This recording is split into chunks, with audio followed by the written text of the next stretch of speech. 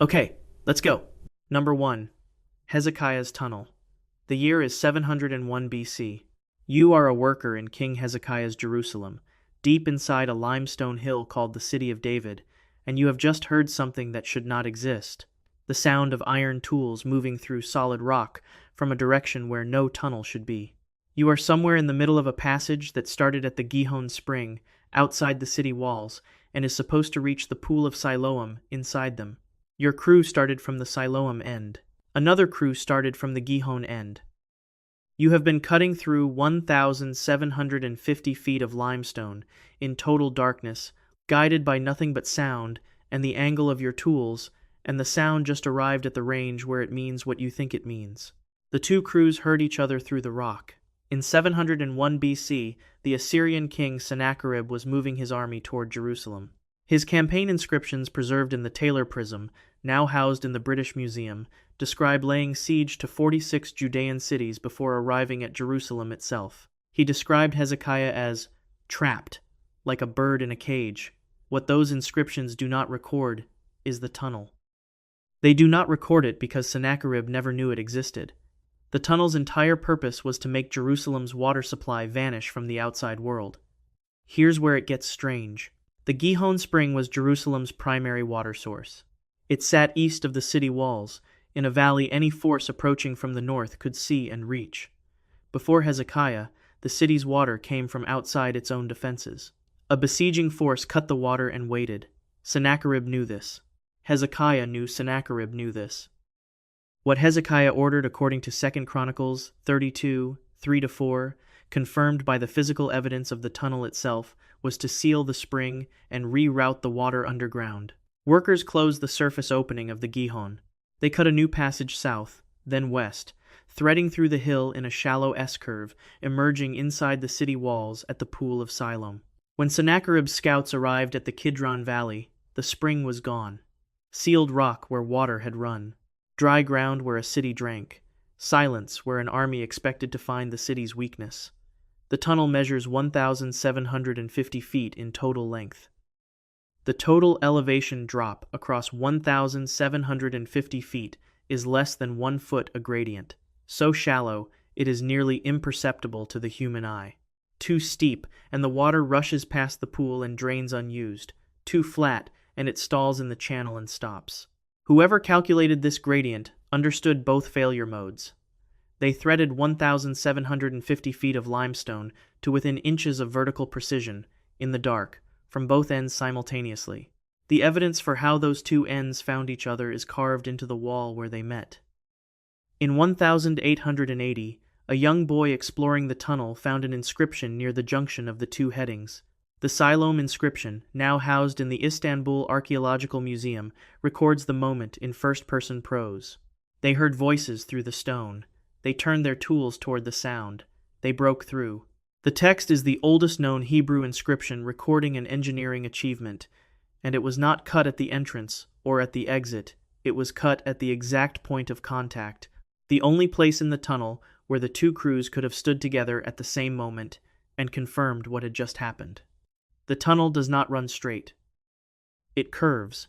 Modern surveys have documented the deviations, and 3 explanations appear in the research literature: that the workers were navigating around existing cisterns or burial chambers, that they followed a natural fissure in the limestone, offering easier material, that acoustic guidance through solid rock becomes imprecise at longer distances and required physical course correction. None has been confirmed. The S-curve remains the tunnel's most studied feature and its least resolved one. Sennacherib withdrew from Jerusalem. His annals record the siege. They do not record a capture. 2 Kings 1935 attributes the withdrawal to divine intervention. The Assyrian records simply stop. The king who had taken 46 cities in Judea, who described his enemies as birds in cages that king found sealed ground where the spring had been, found a city that had not run out of water, and left. The tunnel is still there. You can walk its full length today.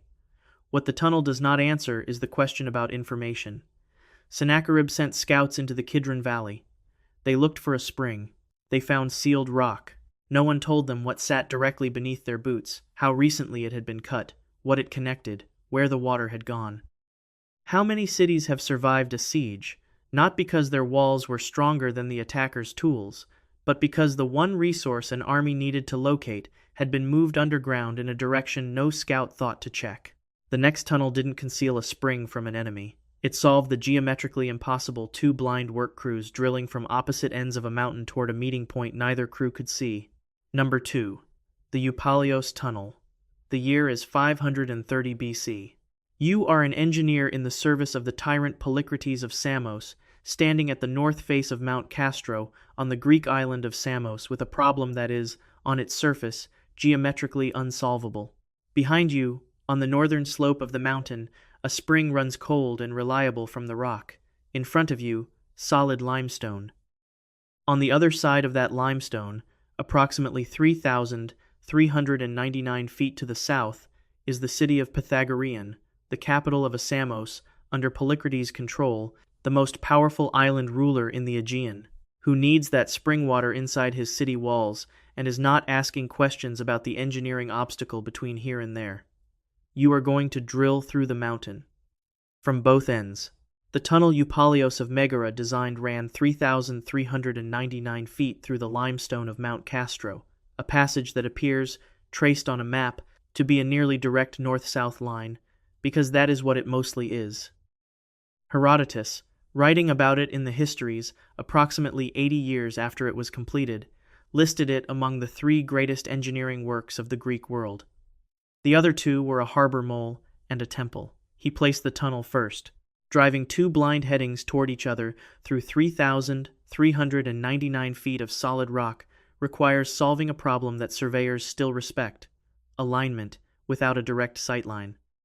Without a laser, without GPS, without any instrument more precise than a plumb line, a water level, and the position of the stars, Eupalios had to give 2 separate work crews, one at the north entrance, one at the south entrance, a direction, and an angle that would cause their passages to meet somewhere inside a mountain. Neither crew could see through. Eupalios surveyed the terrain above the proposed route and established a reference line from which he derived horizontal and vertical targets for each heading. Each crew received a direction, a target depth below surface grade, and the instruction to keep cutting. They did not know where they were in relation to each other. They could not know. They drilled. Here's where it gets strange. They missed. Not catastrophically. Not by a distance that made the project fail. But the north heading and the south heading arrived at the junction, offset the 2 passages displaced by several feet in the horizontal plane. The evidence is in the rock. When Ernst Fabricius of the German Archaeological Institute first fully surveyed the tunnel in 1884, he found a dogleg near the center, a point where both passages changed direction abruptly, independently, toward each other. Each crew, somewhere near the midpoint, had detected the problem before the breakthrough happened. They corrected.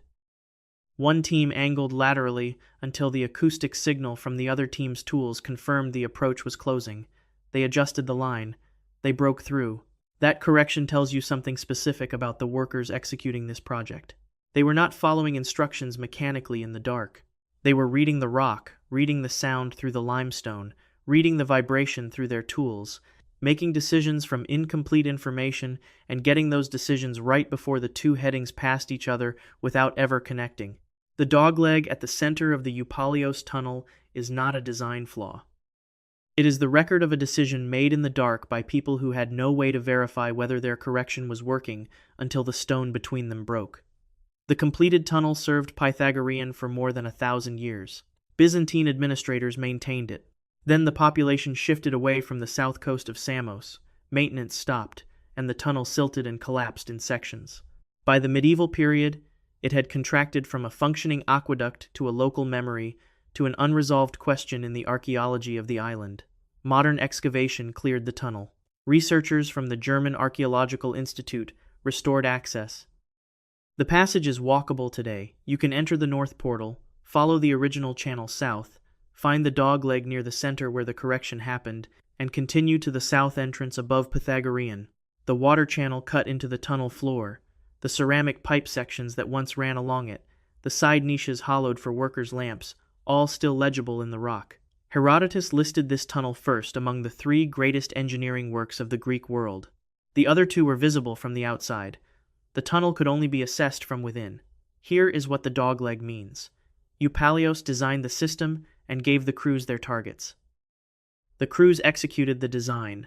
When the design proved slightly wrong, when sound and geometry told them their paths would not meet cleanly, the workers inside the mountain made independent decisions about compensation, without consulting the surface engineer, without knowing whether their correction was sufficient, without any way to confirm the result until the stone between them broke.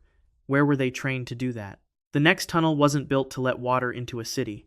It was built to let something out from inside the most heavily fortified walls in the ancient world, directly onto the killing ground in front of them. Number 3. The Yerkapi postern. The year is approximately 1400 BC. You are a military engineer in the service of the Hittite king, standing inside the walls of Hattusha, the capital of an empire that controls most of Anatolia, a city ringed by 4 miles of fortification walls running over ridges and slopes that make the exterior approaches nearly vertical in places. Any attacking force must move uphill, against prepared positions, under observation from defenders who know precisely where the attackers have to go. The gates are massive. The walls are doubled in critical sections. The site was chosen for its defensibility and built to fulfill that promise. Hattusha is not easily taken. You are standing at the southern wall of the upper city, where the ground rises sharply to the main fortification line. Inside the walls, the city, the temples, the royal quarter. Outside the walls, the open glacis slope that any attacker would have to cross to reach the gates. At the base of the wall in front of you, there is a door. The door opens into a stone passage that descends through the wall's foundation, not through an opening in the wall, but under it, through a corbel arch tunnel that drops from interior ground level, passes beneath the wall's base, and exits on the exterior slope below the fortification line. The tunnel goes from inside the walls to outside them. This is the Yerkapi postern. What makes Yerkapi difficult to classify is not that it exists. Postern's secondary exits built into fortifications for sorties, counterattacks, and emergency withdrawals were standard in Bronze Age military architecture. The Hittite engineers who designed Hattusha understood this. Gates could be sealed or broken. Posterns gave a garrison options. What makes Yerkapi difficult is where it exits. Most posterns in Bronze Age fortification design open onto positions of relative concealment. A blind ravine, a dead angle in the wall, a section of terrain an attacker could not easily observe. The logic is direct. If you are sending troops out from a besieged position, they emerge where the enemy is unlikely to be watching. Here's where it gets strange. The Yerkapi postern exits at the most exposed position on the entire southern approach. The tunnel runs 236 feet through the rampart's earthen fill, reinforced with stone corbels, each stone cantilevered from the side walls to support the ones above, a construction technique that sustains a long passage without a true arch through carefully stacked geometry. At 71 feet, in its fully corbel-reinforced section, it is the longest corbel arch tunnel of the Bronze Age known to archaeology. At the exterior end, it opens onto the glacis, the steep artificial slope that forms the outer face of the southern rampart. This is not a blind spot. This is the ground an attacking force would have to climb. German archaeologists, working at the UNESCO World Heritage Site of Bogaskale, the modern name for Hattusha, have excavated the postern area across multiple field seasons. The physical evidence is unambiguous. The tunnel descends from interior to exterior, opening onto the visible slope at a point where any force using it would be immediately exposed on open incline. 3 interpretations exist in the scholarly record, and none has displaced the others. The first is ritual. The tunnel served as a processional passage for ceremonies requiring descent beneath the earth, with the underworld symbolism of that descent carrying theological weight in Hittite religion, which gave significant attention to chthonic earth and underworld divine figures. The second is military. The exit onto the visible slope was deliberate, designed for an aggressive sortie against a besieging force that had advanced to the base of the rampart. The garrison emerges from below, behind the attacking line, at close range. The third combines both. The tunnel served ceremonial purposes in peacetime and tactical ones under siege. The Battle of Kadesh, in 1274 BC, the largest chariot engagement in ancient history, fought between the Hittites under Muwatalli II and Egypt under Ramesses II. Ending in the world's first recorded peace treaty is the military context in which Hattusha's fortifications are usually discussed. The city never fell to Egyptian forces. It never fell to any attested military campaign of the Bronze Age. The walls held. Whether the Yerkapi postern contributed to any specific defense, whether troops ever moved through it under combat conditions, is not recorded. What is recorded in the stone, in the corbels, in the angle of the descent, is the decision to build a passage from the most fortified place in the known world to its own exterior killing ground. The tunnel does not exit to safety. It exits to the open. Every defensive wall is a statement about where the boundary of the protected world ends. The Hittite engineers at Hattusha built one of the most sophisticated fortification systems ever constructed: 4 miles of wall, doubled sections, prepared approaches, and then cut a passage from inside that system to the most exposed exterior position on its southern face. Why would the most heavily fortified city of the Bronze Age build a tunnel that opens onto the ground an attacking force would have to cross to reach the gates? The corbels that have held the ceiling for more than 3,400 years have not moved. The next tunnel wasn't built beneath a wall. It was built beneath a spring, and then the spring disappeared from the surface of the earth. Number 4. The Megiddo Water System. The year is 1925. You are P.L.O. Guy, excavation director for the Oriental Institute of the University of Chicago, standing at the bottom of a shaft in the ancient city of Megiddo in what is now northern Israel, looking at a wall that your survey maps say should not exist. The shaft is more than 100 feet deep. You have spent weeks clearing it. At the bottom, you expected bedrock. What you found instead is a horizontal passage, cut into the limestone, running west from the shaft's base in a direction that, if extended far enough, takes it outside the city walls entirely. You follow it. The passage runs approximately 230 feet west. At its far end, you find what the excavation was seeking: the water. A spring that every surface survey of ancient Megiddo had always shown as lying outside the city's fortifications, accessible to anyone who walked up to it in the open ground below the mound. You are standing at that spring. You are also standing without question inside a sealed chamber. The spring's surface opening, the one that used to be visible from outside the walls, has been blocked, deliberately, by whoever cut this tunnel. The spring that everyone could see from outside the city is the spring that no longer exists. Megiddo sits at a strategic pass through the Carmel Range, controlling the ancient trade route between Egypt and Mesopotamia, the Via Maris. The city's position made it the most contested ground in the ancient Near East.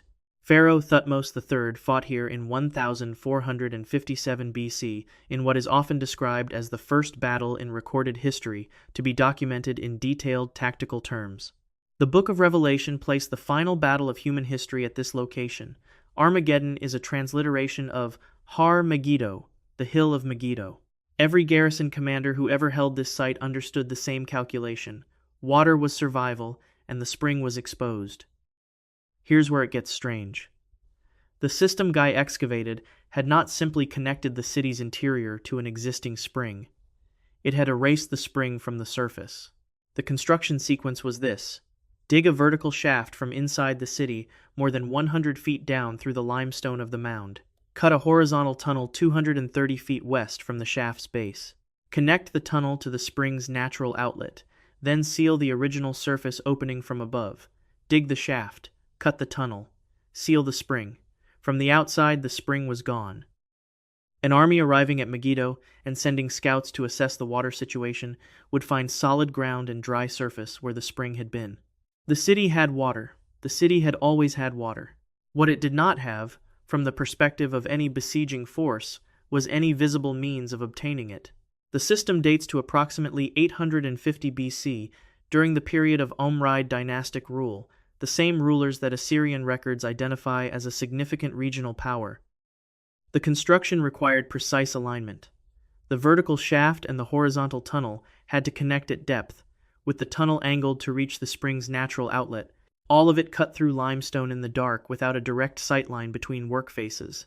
The physical evidence indicates both crews met at the spring chamber, and that the surface closure was part of the same construction project as the shaft and tunnel, not a later addition, not a natural silting, but a deliberate act of concealment integrated into the original design. Oriental Institute archaeologists published the full system in the decades following Guy's initial discovery. Subsequent surveys confirmed the structure's extent and the deliberate nature of the sealed surface opening. Consider what the besieging commander sees. A force arrives at Megiddo. The spring the regional geography suggests should be present is absent, sealed, blocked, gone from the surface. The city shows no visible water infrastructure from outside the walls.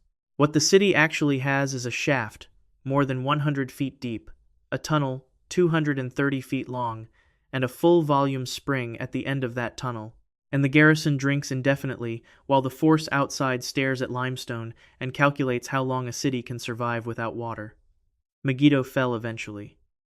Tiglath-Pileser III took it in 732 BC.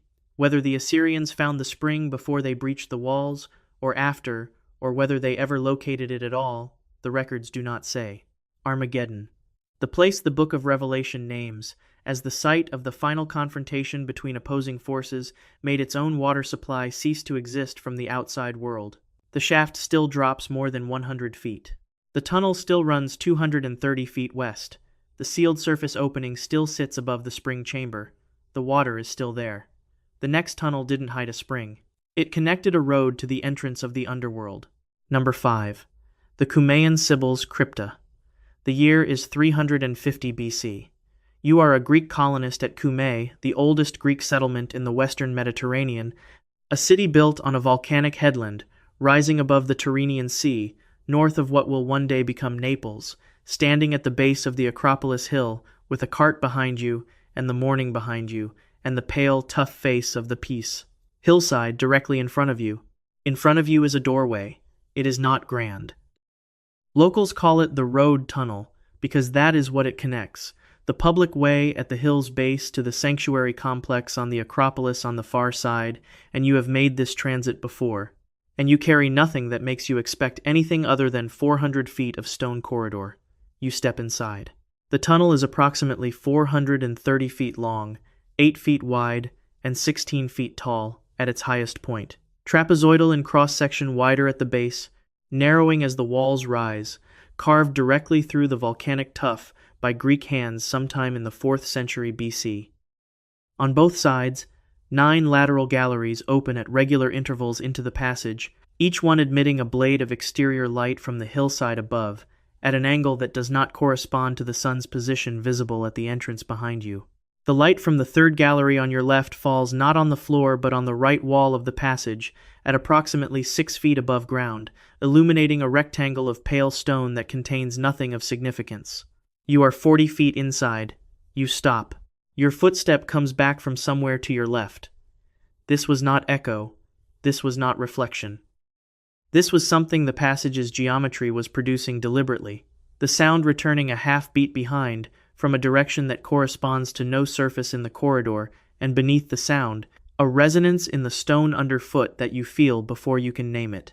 You have walked through tunnels. You have never walked through something that was listening. At the far end of the passage, cut deeper into the cliff face beyond the terminus of the gallery series, is the adytum, the innermost sanctum of the Cumaean Sibyl, the most consequential oracle in the ancient Western world, whose authority was embedded not only in religious practice but in the constitutional operating structure of Rome. She approached Tarquinius Superbus, the last king of Rome, and offered him 9 books of prophecy at a price he refused. She burned 3 of them in front of him and returned with 6 at the same price. He refused again. She burned 3 more and returned with the final 3 at the original price of all 9. He paid. The Sibylline books, 3 volumes, purchased at 3 times the per-book rate the king had initially rejected, were housed in the Temple of Jupiter on the Capitoline Hill and consulted by the Roman Senate at moments of existential crisis for the next 5 centuries, administered by the specially appointed priestly college called the Quindecimviri Sacris Faciundis. The woman who conducted that negotiation operated from a cave at the end of this tunnel. Virgil knew the site. He composed the Aeneid in the 1st century BC, from a base near Naples, within traveling distance of Cumae. In Book 6, Aeneas arrives at Cumae at the Sibyl's direction, enters the cave at the passage's end, and descends through it to the underworld to speak to his dead father Anchises. This was not invented geography. The cave at the tunnel's terminus was understood by Romans not as metaphor, not as poetic device, but as physical fact within a coherent theological system to be a literal geographic entrance to the realm of the dead. Cumae and the nearby volcanic Lake Avernus formed the canonical western entrance to the underworld in Roman cosmological geography. The tunnel was the approach corridor. Here's where it gets strange. Amedeo Maiuri, the Italian archaeologist, whose name appears on the foundational excavation reports for both Pompeii and Herculaneum, one of the defining Mediterranean field scholars of the 20th century, cleared and documented the full passage during excavations at Cumae in 1932. Before Maiuri's work, the tunnel had been partially known but largely buried and inaccessible at its deep end. Maiuri's team identified all 9 lateral galleries, recorded the trapezoidal cross-section dimensions in detail, and reached the adytum at the far terminus. When the acoustic geometry and the light angle calculations were run, the results could not be attributed to road construction. The trapezoidal profile was calculated to reflect sound in specific ways. The 9 gallery openings were positioned to deliver exterior light at specific angles at specific times of day, and the combination produced perceptual effects sounds returning from incorrect directions, light arriving from angles inconsistent with the entrance orientation, subsonic resonance in the volcanic tuff that would have been immediately legible to any ancient visitor as evidence of proximity to the supernatural. The tunnel was engineered to feel like the crossing between worlds, because within the operating theology of every person who walked it, that was not a metaphor. It was a physical condition they were meant to experience in their bodies before they arrived at the far end. The site is confirmed archaeological. It is open to visitors today. What appears at its entrance to be a road cut through a hill exits at the innermost sanctum of the ancient world's most powerful oracle. Inside a volcanic headland, the Roman world identified not as a symbol of the underworld's proximity, but as its confirmed geographic location. No excavation since Maiuri has resolved the question his survey left open, which existed first the belief that this hillside was a threshold to the dead, or the tunnel engineered to make the human body feel that it was crossing one. The next tunnel doesn't lead to the underworld. It leads from one modern country to another, and the border between them didn't exist when it was built. Number 6. The Gadara Aqueduct Tunnel. The year is 2004. You are a German geotechnical researcher standing at a cut in a limestone cliff in northern Jordan. The opening in front of you is Roman, you know, by the chisel marks, the tooling pattern in the ancient stone, the visible evidence of handwork at a scale only a sustained state project could have produced. What you do not know, what no one alive knows at this moment, is where it goes. You step inside. The walls are cut limestone, pale and close. You follow the passage north. It extends. You keep following. Every time your instruments suggest you are approaching the water source, the tunnel continues deeper into the plateau, past any point where reason says it should have stopped. You are inside the longest ancient tunnel ever confirmed. This is the Gadara Aqueduct.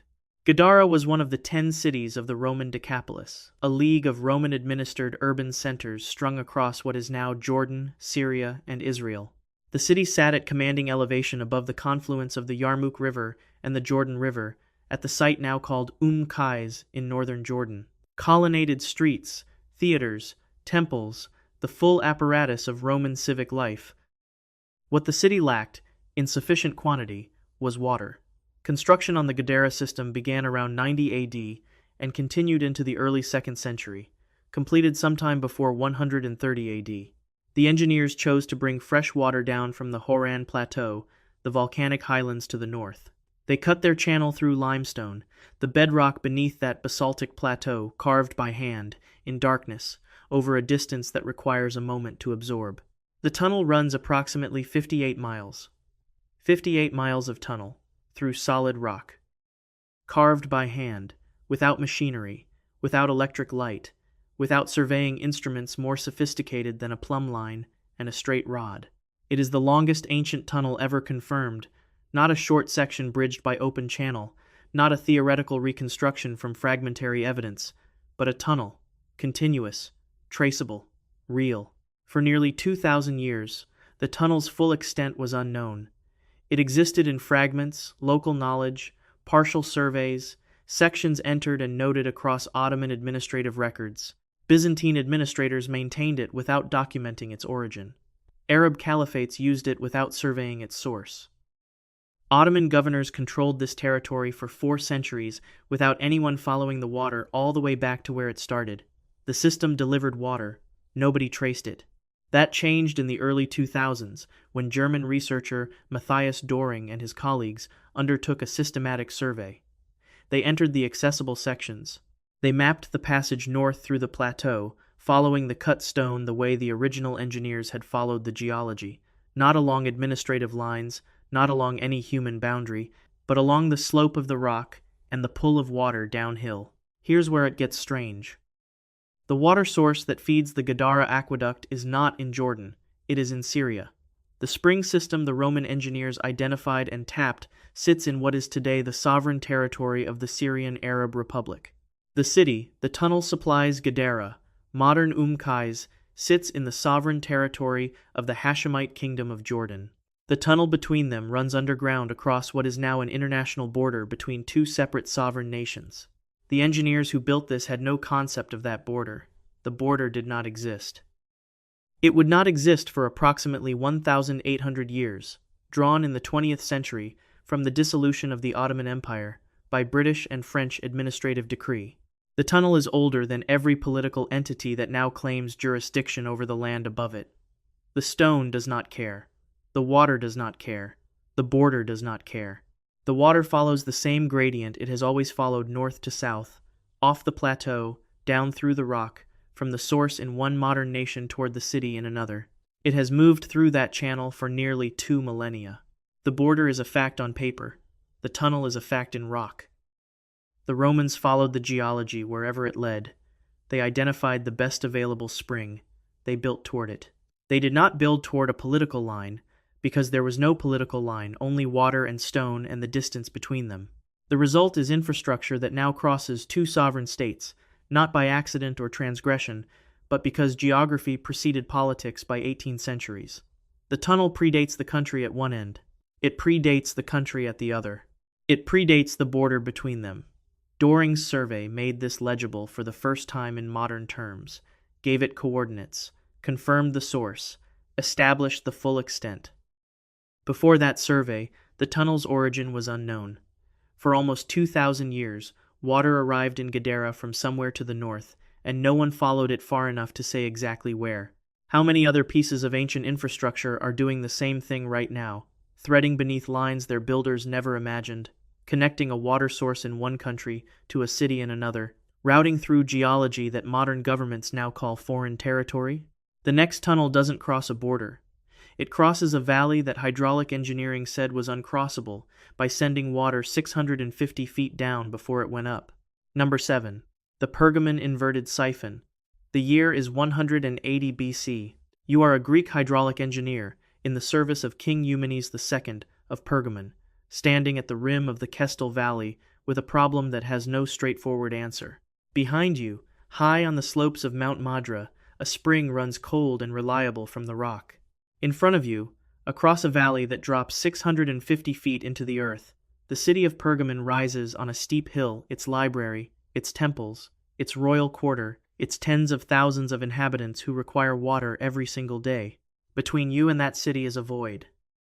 Every principle of hydraulics you know states the same thing. Water flows downhill. It does not climb. It cannot descend 650 feet into a valley and then rise on the far side to the same elevation. The city on the other side of that drop should have been built somewhere else. Pergamon was not built somewhere else. And Eumenes II needs water now. Under Eumenes II, who ruled from approximately 197 to 159 BC, Pergamon had grown into one of the great capitals of the Hellenistic world, home to the Library of Pergamon, second only to Alexandria in the scope of its collection, and to an urban culture and monumental architecture that rivaled anything in the Mediterranean basin. The hill the city occupied was defensible and commanding. It was also impractical for conventional water supply. The best available spring sat on the far side of a valley that was 650 feet deep. Most ancient cities solved this problem the same way. Find a source higher than the city and let gravity move the water. Aqueducts run downhill. Channels slope, gently and continuously, from source to destination. The physics are forgiving.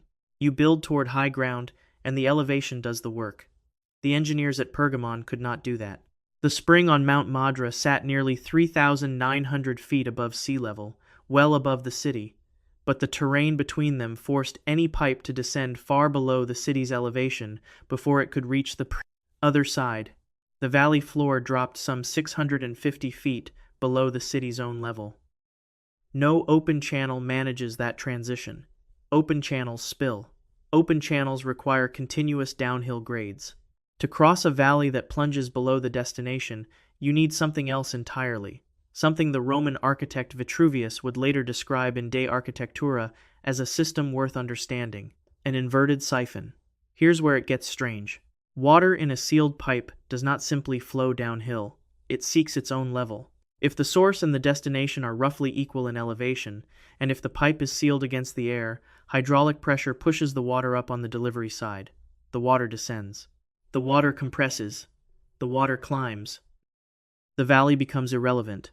What matters is not the terrain between source and destination. What matters is the relative elevation of each endpoint and the integrity of the seal. The engineers ran lead pipe several miles of it, in sections fitted and joined from the spring on Mount Madra down the far slope of the mountain, across the floor of the Kestel Valley, and up the opposite slope to the city. The pipe sections were fitted and joined. The system was closed. The water had to descend before it could climb 650 feet down and 650 feet up again, in sequence, with nothing but hydraulic pressure to drive it through the ascent.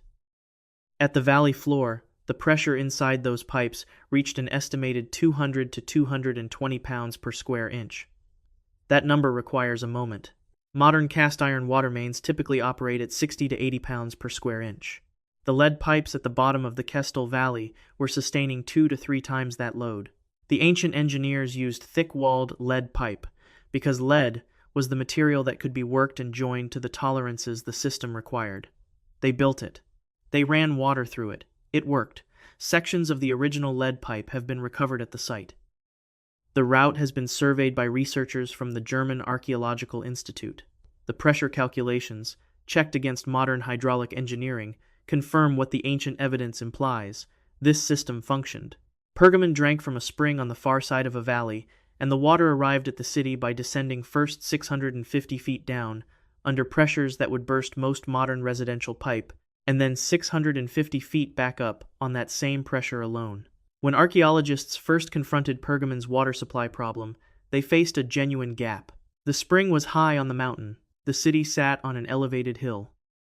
The valley between them dropped far below both, but there was no elevated aqueduct bridging the valley, no pumping equipment, no intermediate reservoir to explain the climb. The inverted siphon was the answer, but recognizing it required understanding that the ancient engineers had not been defeated by the valley. They had used the valley. They used the depth. They used the crushing pressure that depth generated to push water uphill on the other side.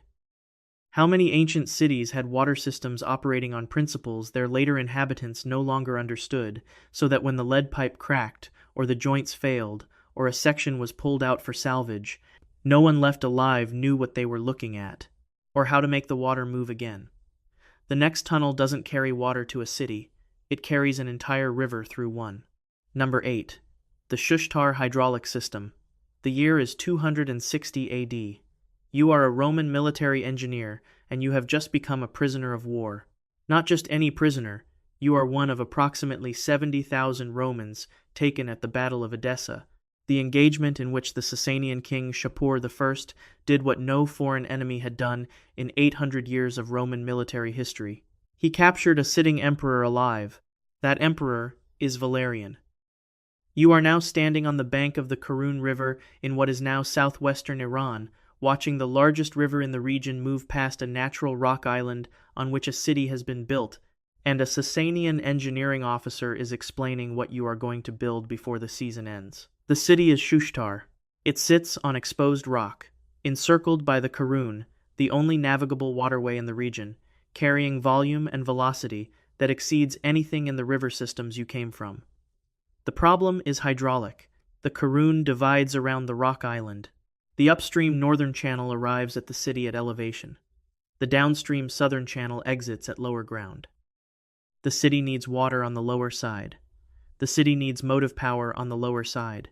And the rock of the island, solid, contiguous, the foundation on which Shushtar has stood for centuries, sits directly between the upstream source and the downstream demand. That is your assignment. The foundations are already there. The Achaemenid Persian kings had worked this problem since roughly 500 BC. Dams placed across the river, early diversions, preliminary cuts into the rock. What Shapur I needed were engineers who understood hydraulic gradient, sustained flow tunnel design, and the structural tolerances of moving high-volume water through fractured stone under continuous pressure. He had their tools, their manuals, their methods, extracted from the civilization he had just defeated on a battlefield in eastern Turkey. He put them to work. Here's where it gets strange. What Roman and Sasanian engineers built beneath Shushtar was not a single channel. It was a branching underground network cut through the rock of the island itself, diverting the Karun from its upstream channel, routing it through the body of the rock, and releasing it on the downstream southern face of the city as a cascading series of waterfalls. Those waterfalls powered mills, not 1 mill, not 5 mills. Up to 50 water mills operated on water that had traveled through tunnels beneath the streets, beneath the foundations, through the stone substrate of a fully inhabited city, to emerge on the far side with enough hydraulic head to drive industrial production at a scale no open riverbank installation could have matched. The Karun River above Shushtar and the mill system below Shushtar appear, from any surface vantage point, to be two entirely separate bodies of water, different channels, different elevations, separated by the entire width of the city. The connection between them is invisible. It runs through the rock, beneath everything, and it had been running that way since Sasanian and Roman engineers sealed the last tunnel and diverted the first water. UNESCO designated the Shushtar Historical Hydraulic System a World Heritage Site in 2009. The designation documents identify it as one of the earliest integrated urban hydraulic systems ever confirmed. Dams, diversions, tunnels, and mills operating as a single engineered network across a span of roughly 8 centuries. The Achaemenid foundations, the Sasanian expansion, the Roman technical input. 3 engineering traditions, working simultaneously in the same rock beneath the same city. 20th century hydrological surveys produced a result the surface evidence had not predicted. When engineers mapped the tunnel network systematically, they found it extended further through the rock than anyone had assumed from reading the above-ground remains. More of the city's subsurface had been integrated into the water system than the surface archaeology implied. The river had not been routed through the rock at defined apertures. It had been woven into the rock deliberately, across multiple construction phases, in a pattern that surface archaeology alone could not have revealed. The waterfalls still run. You can stand at the downstream edge of Shushtar today and watch water emerge from the base of the rock island with enough force to feel through the ground. That water entered the rock somewhere above you. It moved through tunnels built by engineers whose king had just defeated Rome at the Battle of Edessa, using knowledge that Rome had spent 4 centuries developing on the other side of the known world. Shapur, I carved that victory in rock relief at Nakshi Rostam, the Achaemenid royal cliff face. The panel shows the Roman Emperor Valerian kneeling before him. The engineers who built the Shushtar network appear in no inscription anywhere. Their names were not recorded. The specific solutions they devised to prevent tunnel wall erosion under continuous high-volume Karun flow, the details that kept those channels operational through 15 centuries, are not fully reconstructed in any Philandida published survey.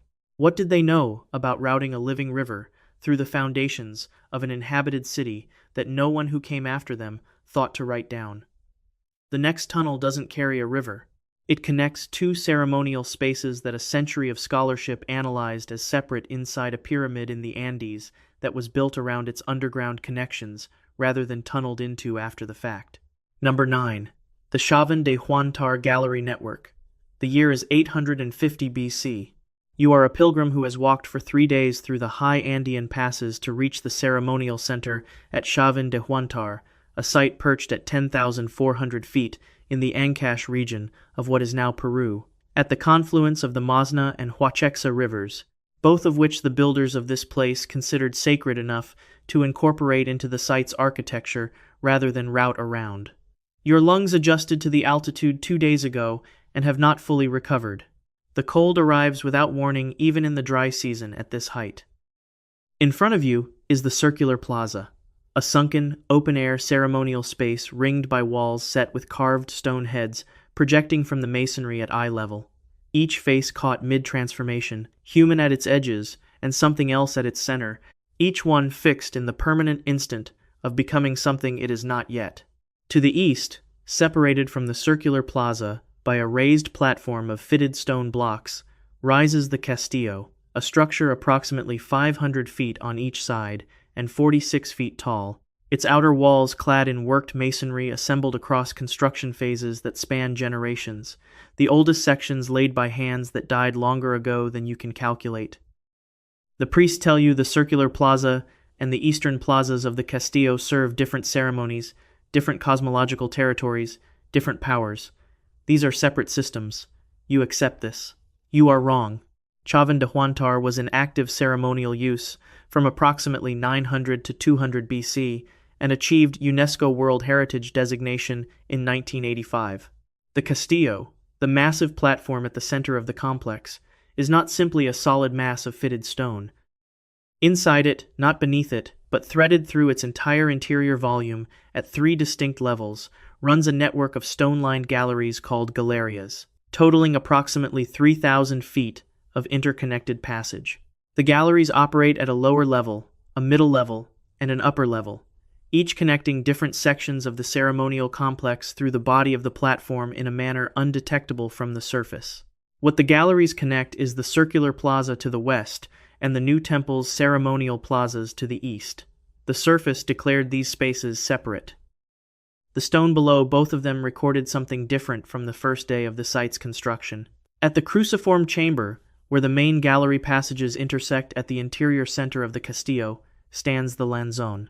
It is a granite monolith approximately 15 feet tall, carved into the image of the principal Chavin deity, simultaneously human in posture, caiman in the elongated jaw, and feline in the paired fangs, extending from the upper lip, with clawed hands raised at its sides and a narrowed base anchored into the chamber floor, as though it grew there from below. The gallery passage leading to the cruciform chamber is not wide enough to have admitted the lanzone after the surrounding stone was in place. The chamber fits the monolith with a dimensional precision that eliminates the possibility of later installation. Either the pyramid was built around the stone after it was placed, or the gallery system was designed from the beginning to position this specific object at this specific junction and keep it there permanently. The lanzone has not moved in approximately 3,000 years. For most of those years, it has stood in complete darkness. Narrow shafts cut through the stone above the cruciform chamber are angled so that during specific festival periods, light travels through them and falls on the lanzone's carved face directly. At all other times of the year, the deity receives no light at all. The Mosna River and the Huachexa River were partially diverted during the construction phases to run through drainage channels beneath and within the gallery system. The sound of that water not quite sound, but a subsonic vibration transmitted through the stone as something felt in the chest before it reached the ears, was present throughout the gallery interior during the site's active centuries. The Chavin de Huantar Archaeological Project, led by John Rick of Stanford University since 1994, has conducted systematic archaeoacoustic research through the passages and confirmed in published fieldwork reports that the gallery network was engineered to achieve 3 specific perceptual effects: to amplify the sound of ceremonial instruments, specifically the patutus, ceramic trumpets whose tonal frequencies match the resonant chambers of the passage network, to conduct the subsonic roar of diverted water through the stone floor and walls as vibration rather than noise, and to disorient participants by making it impossible to determine interior position from any external reference point visible on the surface above. Here's where it gets strange. When Rick's team completed the full multi-level mapping of the gallery system across all 3 interior levels of the Castillo, the results could not be reconciled with the surface architecture's apparent structure. They found that the circular plaza's sunken floor contains a concealed entrance to the lower gallery level. They found that the new temple's eastern plazas contain concealed connections to the upper gallery level. They found, at every construction phase of the Castillo, identified in the excavation record early, middle, and late, that the underground connections between the two ceremonial zones were already in place. There was no phase during which the circular plaza and the eastern plazas were architecturally separate, not one. Early researchers had analyzed them as distinct spaces for decades, because the visual vocabulary of the surface enforced that reading. The galleries contained a different record, a single continuous ceremonial system whose interior connections were concealed from any observer standing above the stone. The question John Rick's project has documented but not resolved is whether the pilgrims who moved through the gallery system understood they were crossing from one ceremonial zone into another, or whether the disorientation was the mechanism and the apparatus was designed from the beginning to prevent them from knowing it. What else in that surface architecture appears separate? What else in the Castillo's interior has not yet been mapped? The last tunnel on this list doesn't connect two ceremonial spaces.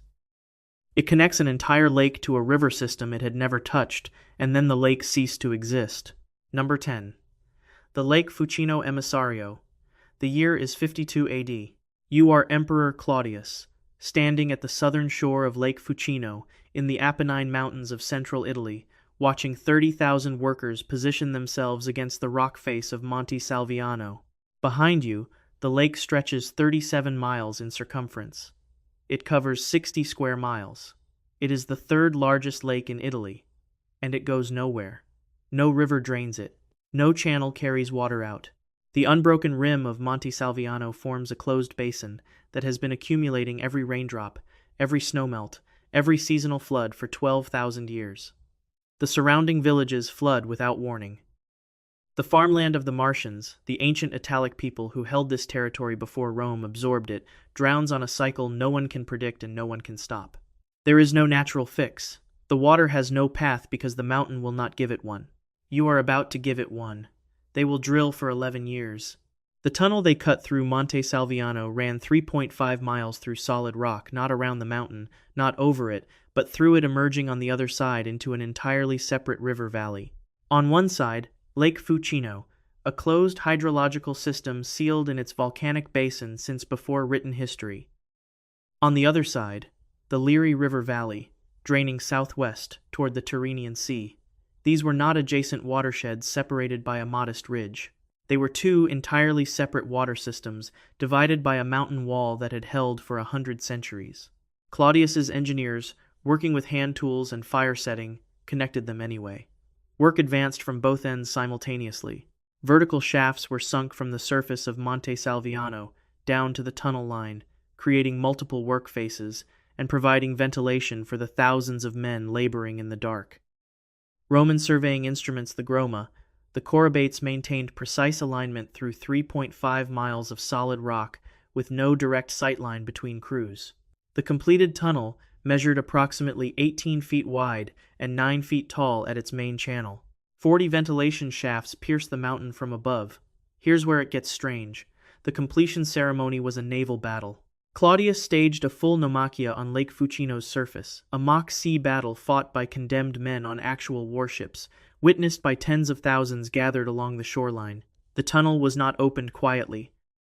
It was opened with theater, with blood, with Rome's full appetite for civic spectacle.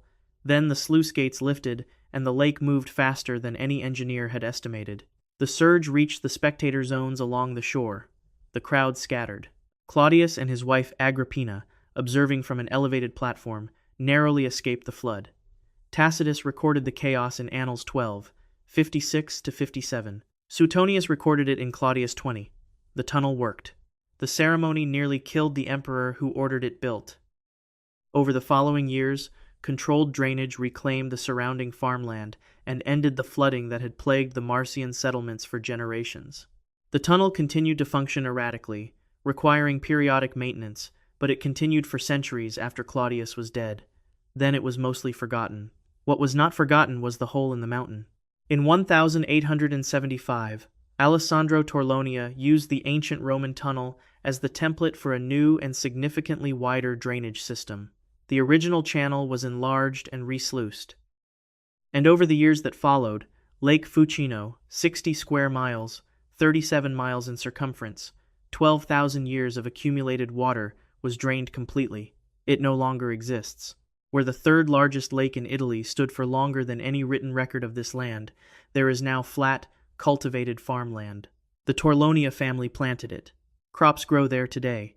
The ancient tunnel still runs beneath those fields. It has not moved. This is the detail that deserves a moment. For 12,000 years, the water in Lake Fucino had never touched any river outside its basin. It had never reached the Liri, never reached the Garigliano, never reached the sea. Geologically sealed, locked in its volcanic bowl by the same unbroken mountain wall that turned back every natural drainage force for 100 centuries, the lake sat. A Roman work crew drilled 3.5 miles through that wall. When Alessandro Torlonia finished the job 18 centuries later, water that had been isolated since the end of the last ice age reached the Tyrrhenian Sea for the first time in the lake's existence. The lake did not disappear because of erosion or climate or the slow passage of time. It disappeared because of a tunnel built 1,823 years before the man who used it was born. Two separate watersheds. One mountain between them, a tunnel that made the mountain irrelevant. From Hezekiah's passage beneath Jerusalem to this volcanic basin in the Apennines, every tunnel in this video followed the same logic. The people who built them refused to accept the geography they were handed, and drilled and diverted and connected until the map bent to match their intentions. In almost every case, the connection they made outlasted the civilization that made it. If this video changed how you think about what ancient engineers were capable of, subscribe, there's more coming. Hit the like button, it helps this reach people who need to see it. And drop a comment telling us where in the world you're watching from.